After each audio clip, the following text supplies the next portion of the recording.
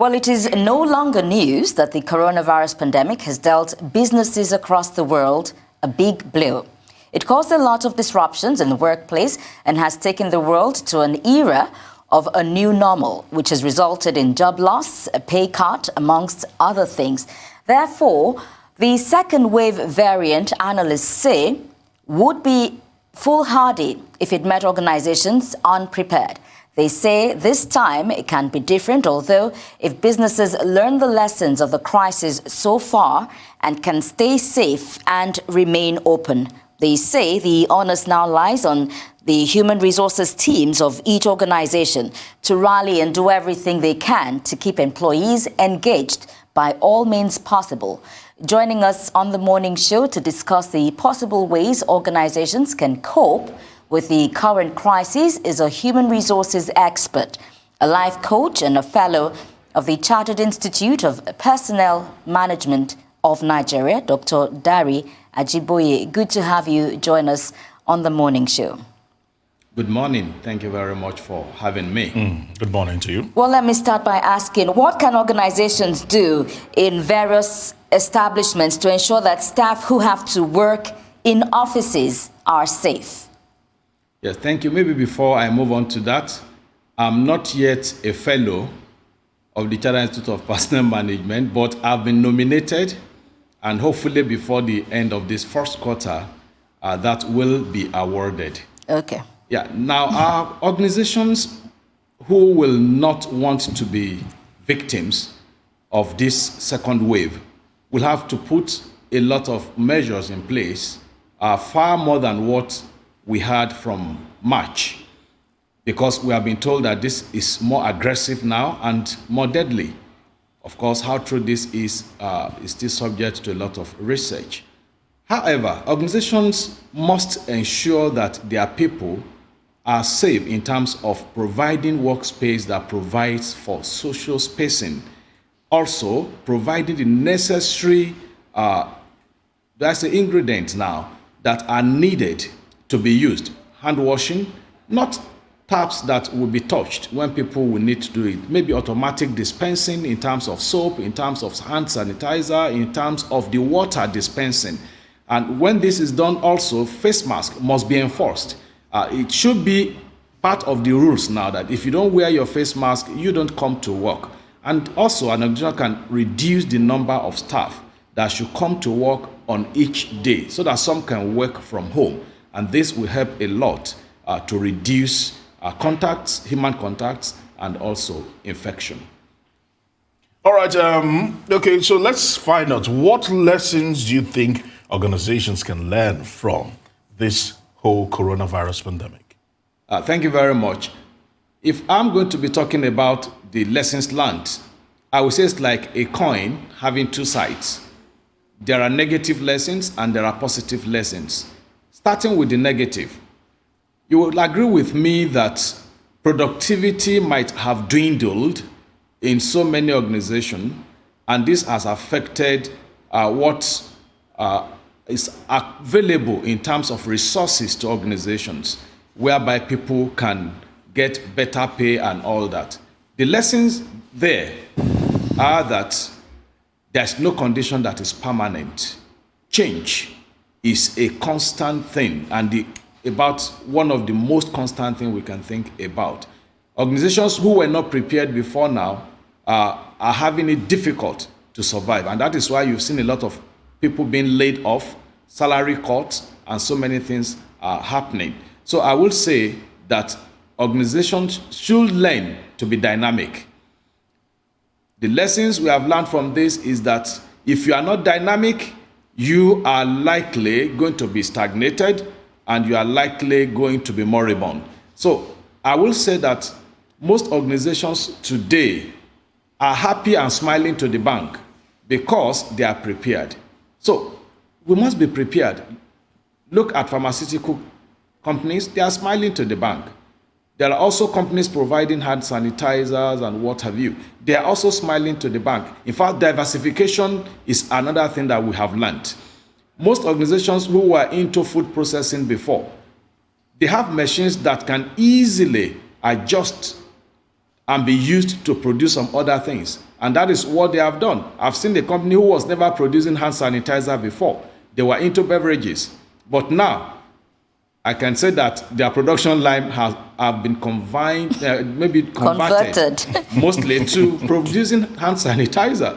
And that tells you that one of the things we have also learned is that we should learn to be dynamic and be able to change with time.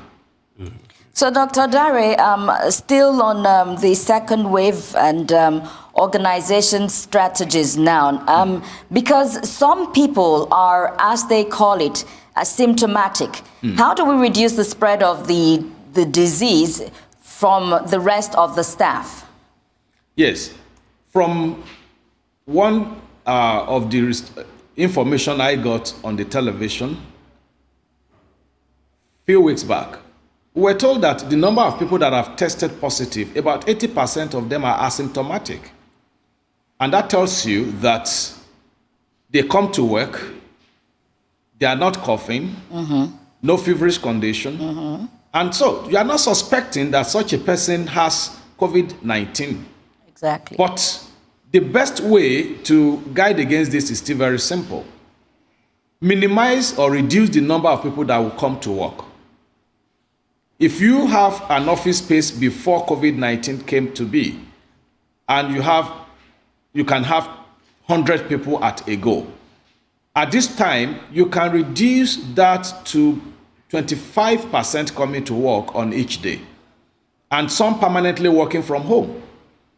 2, producing the necessary things that will make people to be hygienic in terms of spraying toilets, spraying door handles, spraying tables, wearing gloves when there is need to do that, wearing your face mask, and have enough distance. Of course, if 25% of 100 will come to work, there's enough space in between staff. And I will also say that in terms of treating documents, if documents, because this thing can stay on paper for a long time, if there's a way documents that can be passed via emails, scan documents, pass to the email, instead of treating papers, treat via email, and that will help you a great deal to minimize touching papers, touching pen, and this will help us to reduce the contact. Even when either you are symptomatic or you are symptomatic, then you won't be able to pass the virus. All right, Dr. Dare, since you mentioned that the big question that can be asked is, how can organizations use wellness to reduce cost? Thank you very much. Maybe I should start by talking about what is wellness really, because sometimes we have this wrong notion about what wellness is. I would describe wellness from 3 letters. I would say PMS. That is not petroleum now. I'm glad you cleared that one up there. PMS, I'm trying to say that physical wellness, mental wellness, and social wellness.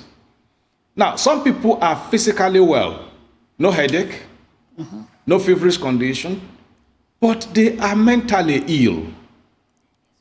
They are traumatized, either at home or in the workplace.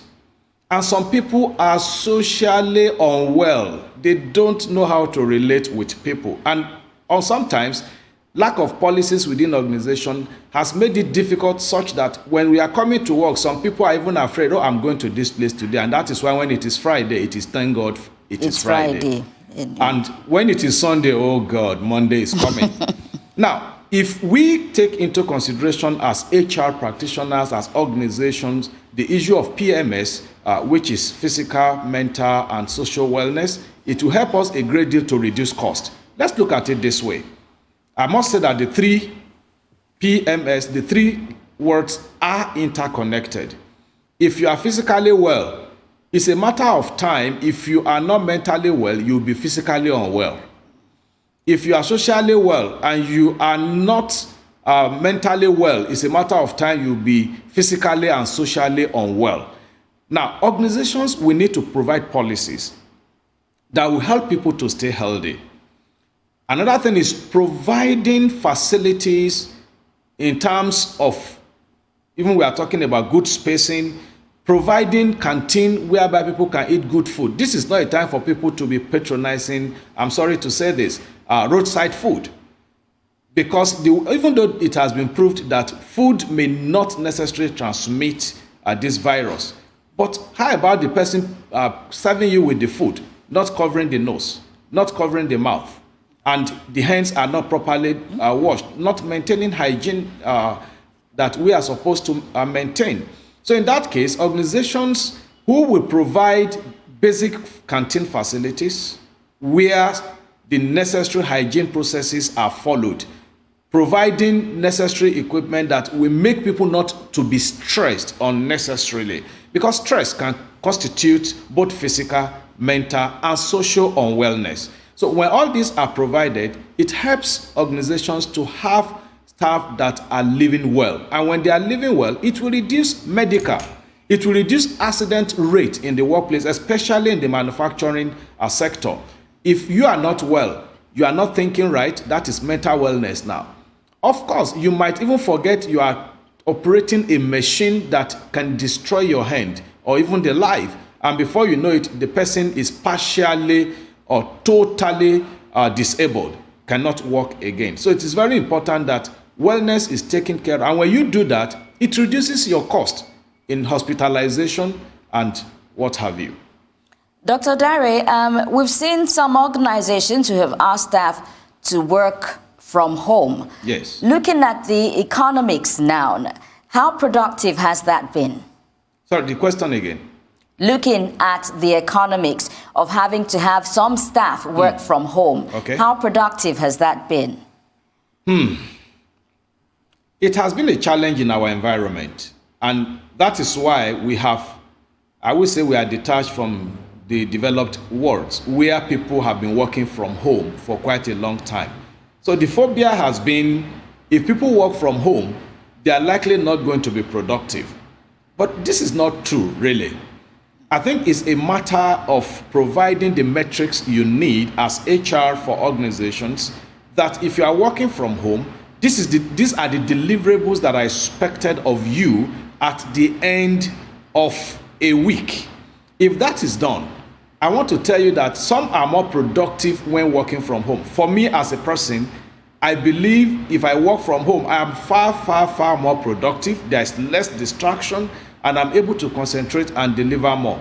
But if you do not provide the necessary metrics that where you are going to measure and are also measurable at the end of a week, at the end of a month, then people will go at home and be sleeping, playing around, or probably moonlighting. Instead of doing the job of the organization, they are involved in their own personal businesses or working for another company and earning salaries. So I will say that it is not a bad thing. Productivity should not suffer if the right mechanisms are put in place. But if an organization just say work from home, targets are not given, then there's nothing to measure at the end of the day to know if people are even productive or not. So it is very important that ab initio, targets are set.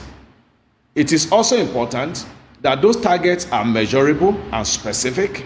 And very important that at the end of the day, those things you said you will measure, you measure them at a periodic time you have agreed on, either at the end of each day, at the end of each week or month, to be sure that people are productive. If you do that, if I like, let me sleep for 22 hours. As far as within the remaining 2 hours, I'm able to deliver what you asked me to deliver. I don't think organizations should be worried about that. But Dr. Dare, I like your thinking. I like your perspective towards this. But some organization leaders, some managers still want to live in the prehistoric era and still would insist that they overburden staff with a lot of work so that they do not have time to do any other work or maybe go work for other people. That even though they meet their said metrics, tick all the boxes, they're still uneasy. Having to know that some people are putting on maybe gym pants, sweaters, are just chilling at home and working. So people still insist that people must go into traffic, come to work, and still put in the hours, go back into traffic. Address that, especially as a life coach. Thank you very much. I would say it is foolhardy For anyone to still think that until you get to work, you cannot be productive. We have the traditional organizations who are not transformational at all. And as a result of that, what they are out for is that they want to micromanage people. And it is just being foolhardy, like I said. When people are coming to work every day, you think you are getting productivity. But along the line, they mix with people in public buses that are overcrowded. Before you know it, we are talking of COVID-19. They get infected. They infect others. Probably the MD, CEO, and the managers we are talking about will also get infected when these people come to relate with them, and they take it home. And it leads to breaking the budget in terms of medical. At the end of the day, your productivity, you think, is going up because people are coming to work. But at the end of the day, when you look at your cost on medical, you are likely going to be losing a lot in terms of your bottom line. And that is why I think a traditional organization today may not stay long before they go moribund. Let's even look at the caliber of people coming to work. We have the millennia today. These are people who don't want to be gagged. They don't want to be micromanaged.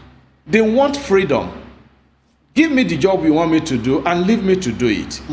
But unfortunately, Nigeria is still far from this. We still think that they must come. So if you are thinking they must come, well, no problem. It's a matter of time. One, some of them will leave you. And that is why some organizations are having high turnover, even though we think there's high unemployment rate. Our unemployment rate is for those who are not competent. I tell you, there are good jobs in Nigeria and good people are getting good jobs. So I would say that traditional organizations should learn to change. If they don't change, time will change them and they will ease out, and better companies will take over from them. Actually, they're listening. Indeed. Dr. Dare, I know some organizations that conducted COVID tests on a weekly basis. My neighbors would tell you that on a weekly basis, in their office, they get tested on a weekly basis. I also know organizations who didn't want to risk testing staff so that they didn't want to know how many people were positive and having to send them away. How do we strike a balance there? I don't know if I should say there's no balance to strike. It is just not wise for any organization today to think if they have the resources, they don't want to test people. Let's look at it. If the head of HR is saying we don't want to lay people off by the time we know they are positive, and at the end of the day, most people are positive and symptomatic and are not able to come to work, what happens?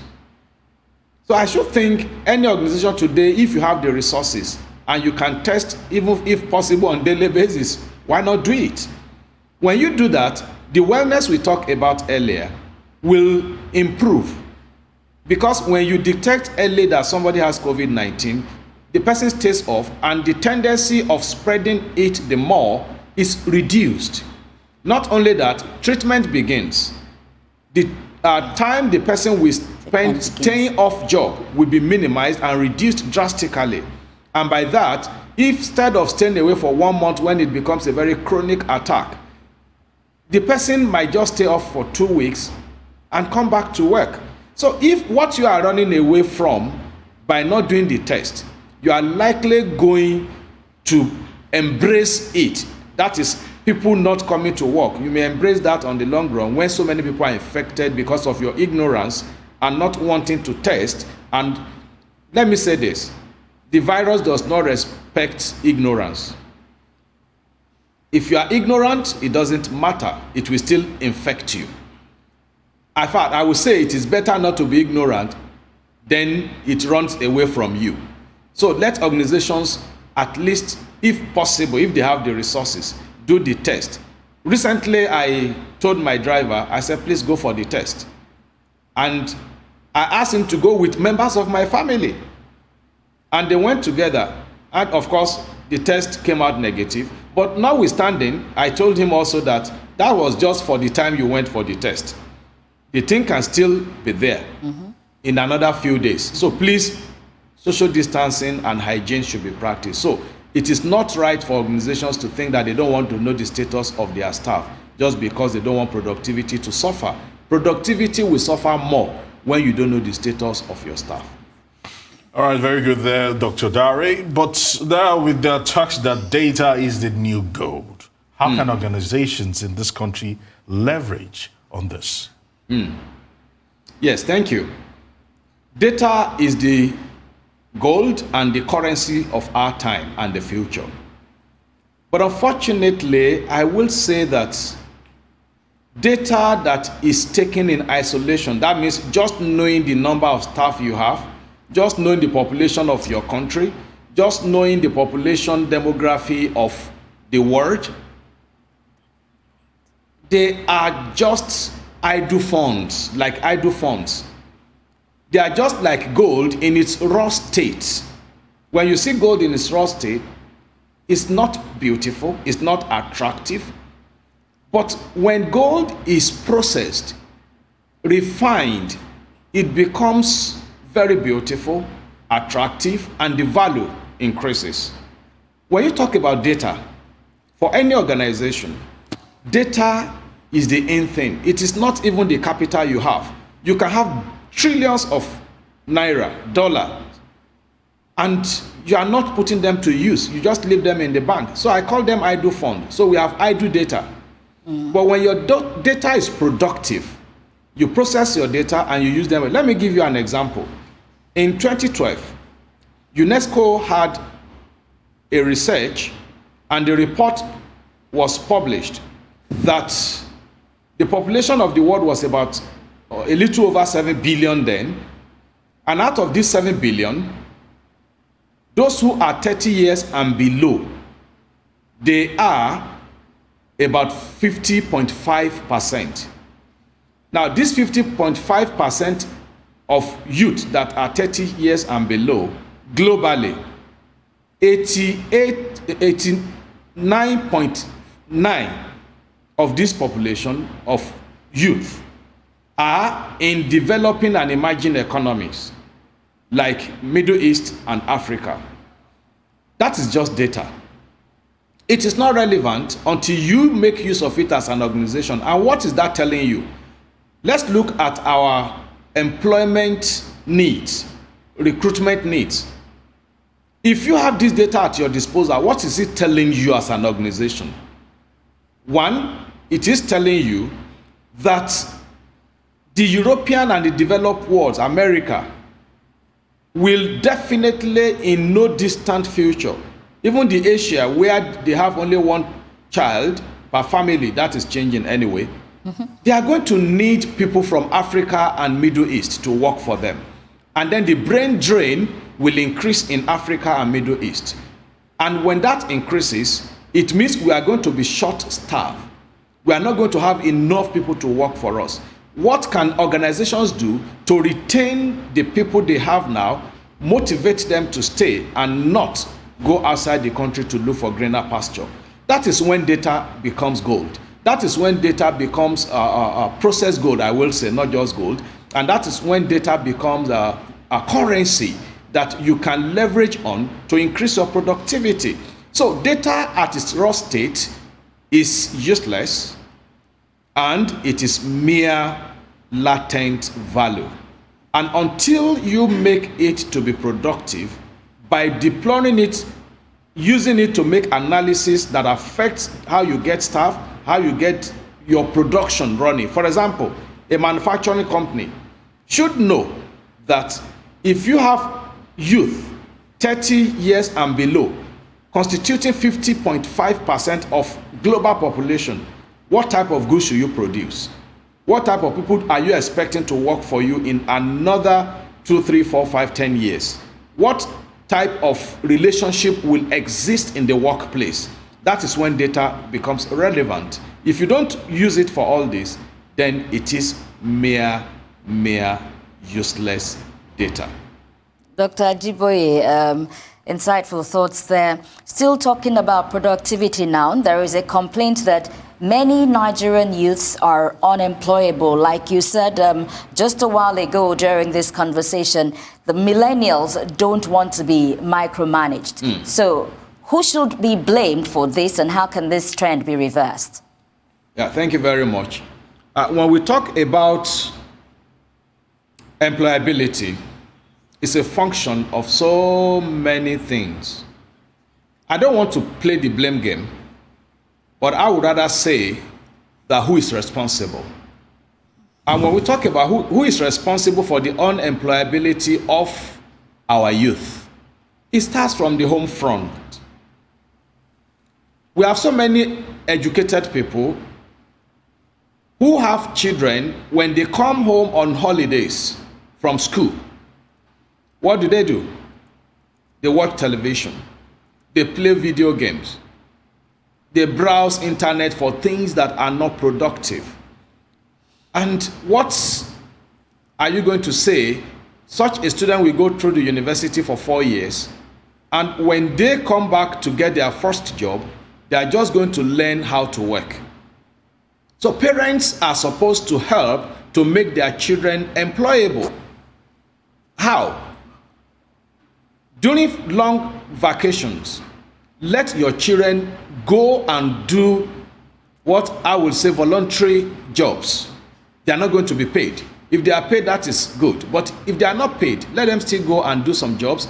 And by that, they are learning skills. As by the time they complete 4 years and they have done 4 months or 3 months of holiday job each year, put together, they've gotten about 1 year work experience. And when they get to work, they are going to deploy that into use. I remember telling my son when he was in 100 level, Mr. Man, 4 months staying at home eating will not work.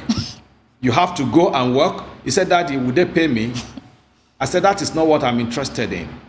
And eventually he went to work and he came back. Let me tell you, he has charted his career path by just that first work. I said, I want to be an HR practitioner. Right. He's finishing in the next 3 months from the university, and he has made up his mind to be an HR practitioner. I've helped him to discover himself.